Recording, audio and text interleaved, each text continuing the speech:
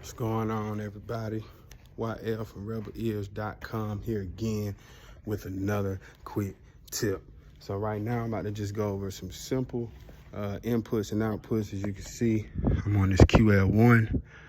This is how big my room is. All right, so if we come back here, all right, so these are all of our outputs. So this board has 16 inputs, 8 outputs, right? So I got 2 outputs, right? So I got this snake. A snake basically is the XLR cable with 8 different channels on it, right?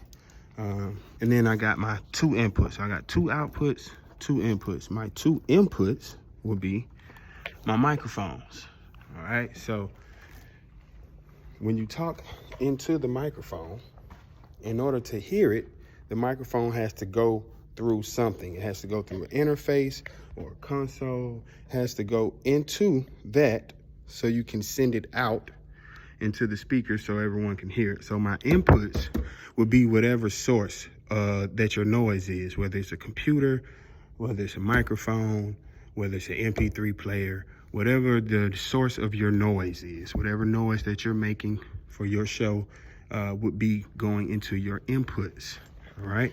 Your outputs here.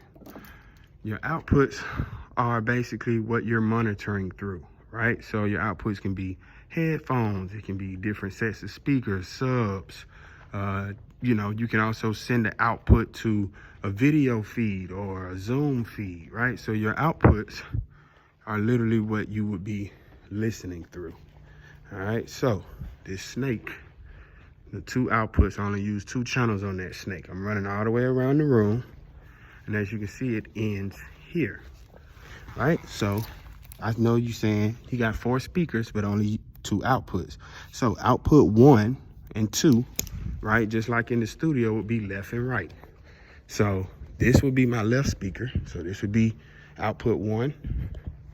This would be my right speaker, output 2.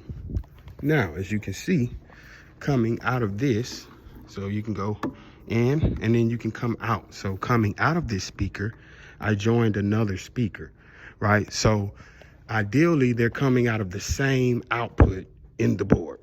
So this is output 2, so is this. So whatever this speaker is getting is automatically just sending the same exact signal to that speaker, right? Same here. This would be output 1, but so would this one, right? They're just jumped together. They're daisy chained is what we call it. So whatever signal is coming out of this first speaker, the same thing is gonna come out of this second speaker. So that's how I have 4 speakers and only 2 outputs, right? We're splitting the signal, okay? Now,